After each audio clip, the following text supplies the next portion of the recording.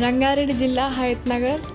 ఒక నెల క్రితం ఆటోనగర్లో ద్విచక్ర వాహనంపై వస్తూ రోడ్డు ప్రమాదంలో గాయాల పాలై కోమాలోకి వెళ్లి చికిత్స పొందుతున్న బొల్లోజు జనార్దన్ చారిని, అతని కుటుంబాన్ని పరామర్శించిన 15,600 రూపాయల ఆర్థిక సహాయాన్ని అందించిన రంగారెడ్డి జిల్లా మన్మయ సంఘం కమిటీ సభ్యులు.